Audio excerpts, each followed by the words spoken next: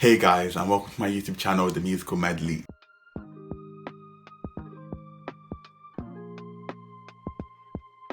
So today I'll be getting the COVID-19 vaccination. Today is January the 13th, 2021, and I'll be having the vaccination along with a few of my friends who've already had their vaccinations because I'm a medical student. So medical students are deemed as key workers. Well, we'll be in hospital most of the time, so we get access to the vaccine before the general public, basically. So yeah, I'm looking forward to it, excited to get the vaccine, and yeah, I don't really have any qualms about it. Been getting vaccines since I was a child. I don't see how this one will be any different. So yeah, I'm gonna bring you guys along, try and alleviate any fears. I'll explain what the process is like, what I'm like after, and yeah, hopefully it will be quite good. And also, I would also explain a bit about the vaccine I'll be getting as well, although the information will be online for everyone to find. So that's basically it, guys. I'll catch you in a bit. So this is just me walking to the hospital. I don't live too far from the hospital where I got my vaccine, so it was quite easy for me to walk, and obviously I like to get a bit of exercise in as well. Essentially, yeah, so you just go to the building, appropriate building where they do the vaccination, and you go in. It was done very well. I thought it was very well organized. They had you getting ready, then you go and have your vaccine, and then I got my vaccine, and then after that they take you to a little room where you wait for 15 minutes or thereabouts just to see if you have any allergic reactions, and then you're free to go home. And that was basically it. Hey guys, so I just had my vaccination not too long ago. It was literally 5 minutes ago.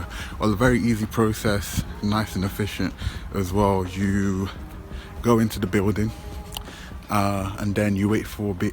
You go around in little circles or something, and then you go to the vaccination room. They confirm your details, any chest number. They tell you when your next appointment will be, and then yeah, they ask you a few questions. You get the vaccine, you get a little leaflet telling you what the vaccine's about. You get a card showing you when your next vaccine appointment is. I think in the UK it's 12 weeks, so mine will be in April. Yeah, that's basically it. It's very efficient, nice and easy. So yeah. 24 hours later. Hey guys, so this is day 2 of having the vaccine. So like I said, I had the vaccine yesterday, and you saw I felt absolutely fine. Slept well for the most part. The only thing I would say in regard to side effects is maybe a bit of pain in the site of the injection, but I don't really think it's that bad. Like, it's not really red, no marks or anything, so I can't even see where they did the injection. So don't really say it's that bad, because if you compare it to the other one, like this one actually do have an injection mark from like injections I had as a child for vaccination. So that one actually left a mark, but yeah, that one is calm.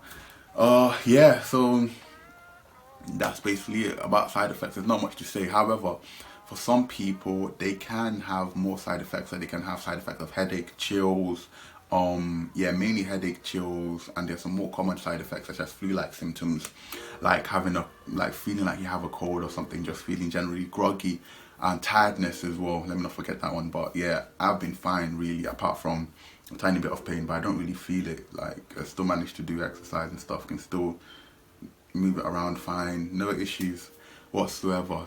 So yeah, personally, overall, seeing how I've seen it so far in the first 24 hours, I had no issues. For me, I tried to get this vaccine more because I've been quite lucky, thank God, that I hadn't had COVID-19. So I hadn't actually had it before previously, or even I hadn't really felt ill at all or anything, even though I've been in placement and stuff. But yeah, I've been quite grateful that none of that has actually come near me. But I decided to take the vaccine more because of the safety aspect of it, because may have had it, but I may have been asymptomatic, or I may have it in the future, but I may be asymptomatic. So just in the interest of keeping people around me safe, people I love and care about, and also just people I may see on a day-to-day basis or on a daily basis, keeping everybody safe as much as possible, I decided to take it anyway. And yeah, I trust the science. I did a bit of reading into it before, which I would definitely encourage. It's not a bad thing to ask questions. However, we need to make sure our questions don't start slipping into mysticism, or you just want it to be wrong. Or no, not wanting to be wrong, wanting to go against what is there. But it's important to ask questions, but it's also as important to listen to the answers and use that information to create and weigh up a decision, because that's what capacity is. And no one's going to force you to get the vaccine at the end of the day. It is your choice, but you also need to make an informed choice as well, looking at everything, all in all. And the way I see it, with stuff like medication, surgery, you need to balance the pros and cons. So, like, what is the pro and cons? Well, there are no pros to having COVID, but what are the consequences having COVID may have? Whereas, what are the consequences, the worst possible consequences having a vaccination will have? And it's very, very clear that having COVID has way worse consequences than getting a vaccination does. Because having COVID, number one, has no pros whatsoever, whereas getting the vaccinations has quite a few pros and very little cons, if I'm actually being honest. So, like I said, it's not a bad thing to question why I should have the vaccination, but you also need to use tact and wisdom. You need to look at why you would want the vaccination and why having the vaccination might actually be helpful. So just to finish it off, I'm just going to talk briefly about the vaccination I had. So the one I had was the Pfizer vaccine, which is a new type of production of vaccination, and this one was an mRNA vaccination. So essentially, mRNA, or messenger RNA, is something which essentially acts as the building block for proteins. It has all the information. It's like the blueprint to make proteins, as I like to call it. And every cell in our body has that. Or any protein in our body starts off from having an mRNA, which makes the blueprint, and then it's that mRNA that leads to the development of a protein in very simplified forms. So what they did with this mRNA virus was that this mRNA virus essentially codes for spike proteins which are found on COVID-19, or which are found on the coronavirus, COVID SARS-2 virus, essentially. So they're actually not giving you like a dead form of virus, a dead form of the virus, which is what the older versions of vaccines do, or other forms of vaccines do. They basically give you a dead or inactivated, live attenuated form of the vaccine. So it's not enough to cause you to have symptoms of that actual virus. No, this is the old one. Not enough to cause you to have symptoms of the actual virus. However, it's still enough to trigger an immune response from your body, so your T cells and your B cells, to fight it. So T cells, T helper cells, or or the T killer cells, as I like to call them, or cytotoxic T cells, to kill the dead virus, and also the B cells to create memory cells, or to create memory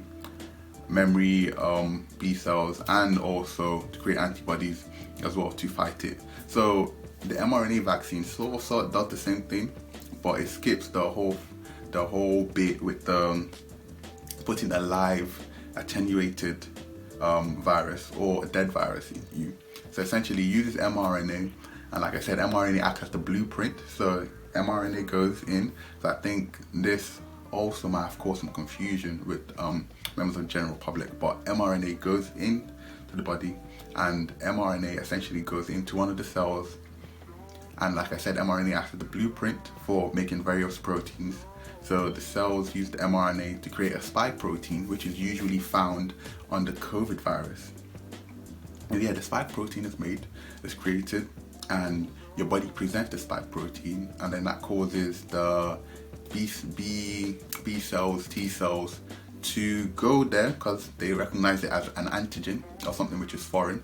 So they go straight to it and they do their job. Basically, they attack, they remember the spike protein for next time as well, and they also create antibodies which are able to fight against that specific type of spike proteins, right? So that sort of means that anytime you actually get the live virus, or something which is COVID, you actually get the actual COVID, because your body has already been able to recognize the spike proteins because of the mRNA, the blueprint which was given.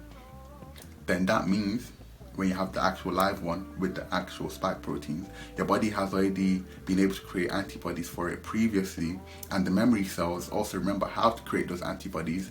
So when they need to, or if it ever needs to be called into action, you'll be able to create the antibodies quicker, and also it will be able to create the antibodies in a higher number. So it means your body's immune response will be able to attack it better. So vaccines are fantastic because they actually don't do anything new. They just trigger the systems in which our body has to protect itself already, but it just does it in a quicker fashion, better fashion, and in a bigger fashion. So I'm a very big believer in the fact that our bodies are basically able to do everything that we need to do.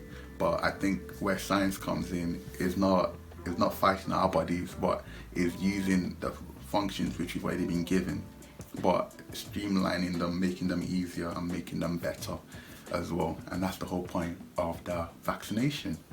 Yeah guys, so if you have any more questions, don't hesitate to put it in the comments. I hope my explanation was sufficient. But there are other sites as well, which I will put in the description box below as well, which I think may also explain it better. Yeah, that's basically it guys. Thank you so much for watching. I hope you have a great day, and I'll see you in the next one.